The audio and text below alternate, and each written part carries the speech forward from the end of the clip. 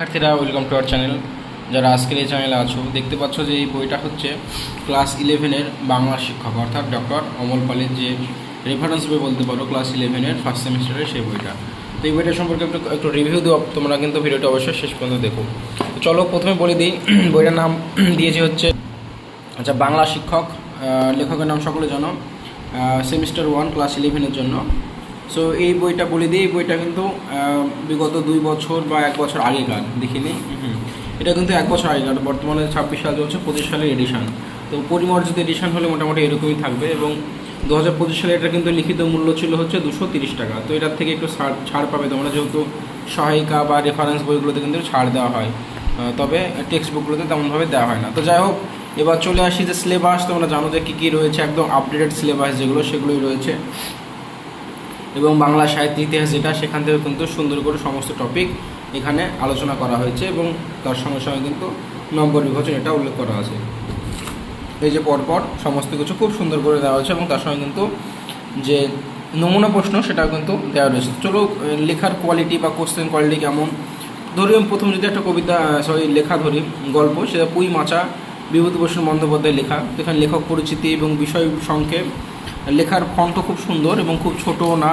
যেমন বিশেষ করে যদি রায় মার্টিনের কথাটা বলি, সো রায় মার্টিনে কিন্তু লেখার কোয়ালিটিগুলো খুব ছোট এবং ফন্টগুলো একটু আলাদা, তো সেক্ষেত্রে পড়তে অনেক অসুবিধা হয়।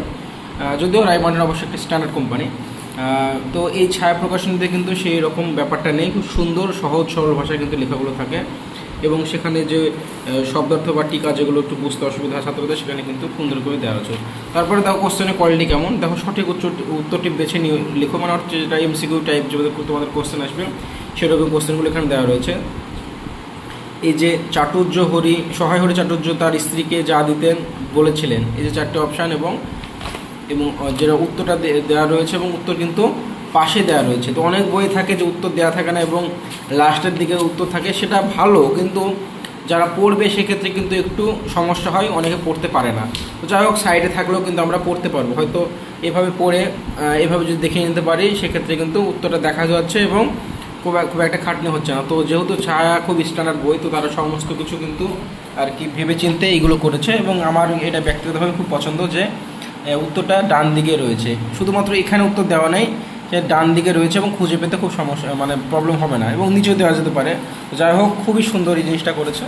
তো এই ধরনের কোশ্চেন যেমন রয়েছে, এক কথা তোমাদের পরীক্ষায় যা ধরনের কোশ্চেন আসে এরকম ডিরেক্ট এমসিকিউ আসবে, ড্যাশ দিয়ে আসবে, ছক দিয়ে আসবে, এই যে ছক মিলে তার ভিতরে এমসিকিউ, এবং তারপরে এই যে এই রকমগুলো আসবে, মানে রিঅ্যারেঞ্জ করা, যা যা আসবে সমস্ত টাইপের কোশ্চেন স্যাম্পল কিন্তু এখানে দেওয়া রয়েছে। আর এই বইটা পড়লে আশা করবো যদি তোমাদের 40 মার্কের যে পরীক্ষা হবে, 38 নাম্বার থেকে 39 নাম্বার কিন্তু খুব ভালো করে পড়লে অনায়াসে পাবে। 1-2 নাম্বার হয়তো বাই মিস্টেক হয়ে যেতে পারে, কোনো রকম করে নাও পারতে পারো, কিন্তু একদম বলে 100% কমন আসবেই। মোটামুটি তোমরা ভালো স্টাডি করলে 38-39 পাওয়া কোনো ব্যাপারই নয়। তো এইভাবে বিড়াল। তারপর যদি কবিতার ক্ষেত্রে বলি, কবিতাও সুন্দর করে দেওয়া রয়েছে, এই যে কবিতাগুলো সাম্যবাদী, একইভাবে সমস্ত কিছু কোশ্চেন কিন্তু এখানে খুব দারুণ করে উপস্থাপন করা রয়েছে। এবং চলে আসে বাংলা সাহিত্য ইতিহাস ব্যাপারগুলো হালকা করে। তো বাংলা সাহিত্য ইতিহাস কিন্তু এই যে পরপর সেমভাবে প্রতিটা জিনিসে কিন্তু একটু টেক্সট আলোচনা করা হয়, যে বৈষ্ণব পদাবলী। কিন্তু তোমাদের যে টেক্সট বুক রয়েছে স্কুলে, সেখানে কিন্তু পড়লেও তেমনভাবে কিছু বুঝতে পারা যায় না এবং অনেক কঠিন ভাষা লেখা আছে। এখানে কিন্তু সেই পয়েন্ট আকারে সাজিয়ে গুছিয়ে কিন্তু একটু সুন্দর করে দেওয়া রয়েছে। যদি বলি বাংলা ভাষার বৈচিত্র্য, ছোট্ট করে এখানে দেওয়া রয়েছে, যেটা পড়ে এরপর বইটা পড়বে, তারপর কিছু এমসিকিউ পড়লে কিন্তু মোটামুটি একটা আইডিয়া চলে আসবে। সো এখানে যেগুলো গুরুত্বপূর্ণ শুধুমাত্র সেই সব এমসিকিউগুলো দেওয়া রয়েছে এবং যেই টেক্সটগুলো প্রয়োজন, যতটুকু টেক্সট লিখে দেওয়ার প্রয়োজন, সেটাও কিন্তু ছাত্রদের উপকারের জন্য কিন্তু প্রতিটা চ্যাপ্টারে কিন্তু টেক্সট দেওয়া রয়েছে।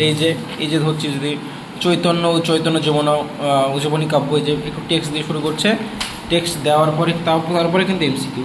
তো অন্য একটা পাবলিকেশনের বই দেখলাম, সেখানে কিন্তু সামান্য একটু টেক্সট দিয়ে ডিরেক্ট এই যে এমসিকিউ, এটা করলে কিন্তু কনসেপ্ট ক্লিয়ার হবে না। আর তোমাদের বাংলা সাহিত্য ইতিহাসটা কিন্তু যথেষ্ট পরিমাণে কঠিন এবং একটু বুঝে পড়ার ব্যাপার রয়েছে। এখানে কিন্তু মুখস্থ যেমন করতে হবে, তেমন কিন্তু টেক্সট আকারে বুঝে পড়তে হবে। তো একইভাবে চলে আসি, এভাবে সমস্ত কিছু শেষ হচ্ছে। এবং নমুনা প্রশ্ন দেখো 40 মার্কের একদম, এবং প্রতিটি প্রশ্নের মানে 1। কোশ্চেনের কোয়ালিটি দেখতে পাচ্ছ, একদম সুন্দর করে সাজিয়ে গুছিয়ে দেওয়া রয়েছে।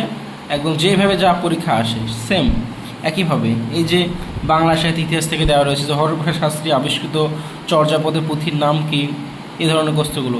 বাংলা মান্য ভাষা আঞ্চলিক উপভাষা নিয়ে গঠিত হয়েছে, তা হলো রাঢ়ী। এই যে উত্তরগুলো দেওয়া রয়েছে এখানে কিন্তু একদম ওএমআর সিট দেওয়া রয়েছে, এখানে তোমরা পেন্সিল দিয়ে প্র্যাকটিস করতে পারো এবং সেখানে কিন্তু তারপরেই এই যে উত্তর, সমস্ত কিছুর উত্তর কিন্তু এখানে দেওয়া রয়েছে। তো এই করে সমস্ত মানে একদম যেগুলো ইম্পর্ট্যান্ট কোশ্চেন, যেগুলো পরীক্ষা আসে, আমি দেখেছি কোশ্চেনগুলো, সেই ধরনের কোশ্চেনই দেওয়া রয়েছে। উল্টো পাল্টা কোশ্চেন দিয়ে তোমাদেরকে বিভ্রান্ত করে বা সেখান থেকে প্রচুর টাইম নষ্ট করে সেরকম কিন্তু এখানে কোনো কিছু দেওয়া নাই। যেগুলো খুবই দরকার প্রয়োজন সে সমস্ত কোশ্চেনগুলো দেওয়া রয়েছে। তো সব মিলে এই বইটা যেটা পাতা ছিল মোটামুটি 200-র কমই ছিল, 200-র একটু বেশি ছিল, সামান্য 216 মতো। সো বর্তমান এডিশনে হয়তো কিছু পাতা বাড়াতেও পারে হয়তো বা, এবং ওভারঅল এই ছিল বই। এবং দামের দিক থেকে এবং যদি সমস্ত দিক থেকে বিচার করি তো 10-এর মধ্যে কিন্তু এই বইটাকে আমি 9 অনায়াসেই দেবো। কারণ দেখো কোনো বই স্বয়ংসম্পূর্ণ 100% হয় না, কেননা কোনো না কোনো ছাত্রের সেটা অপছন্দ হতেই পারে। তো সেদিক থেকে বলবো যে পুরোপুরি 10-এর মধ্যে 9 দেবো। এবার বলতে পারেন যে স্যার এখানে 9 দিচ্ছেন, এখানে 1 কেন দিচ্ছেন না? সো বলে দিই সোজা কথা, সেটা হচ্ছে এই বইয়ে কিন্তু আমি 2-1টা কোশ্চেনের অ্যান্সার ভুল পেয়েছি। হ্যাঁ, আমি কিন্তু পড়াতে গিয়ে কিন্তু আমি হ্যাঁ এই গল্পটা থেকে কিন্তু আমার কয়েকটা চোখে কোশ্চেন ভুল পড়েছিল, সেগুলো আমি এখন দেখাতে পারছি না। যাই হোক, আমার ভুল পড়েছিল, আমার মনে হয়েছিল এটা ভুল, এবং আমি তারপরে একটু ভাবলাম যে হয়তো যদি এটা সেভাবে টাইম পাইনি, যেহেতু পরপর 2বার সংস্করণ হয়েছে, 1বার সংস্করণ হয়েছে, সো সেকেন্ড এডিশনে হয়তো বা তারা ঠিক করে দেবো। যাই হোক, এর জন্য 10-এর ভিতরে 9 দেবো। তোমাদের কেমন লাগে বা কোন বইটা সব থেকে ভালো বই মনে হতে পারে তোমার বাংলা 11-এর, সেটা কিন্তু তোমরা কমেন্ট করে জানাতে ভুলবে না। Thank you.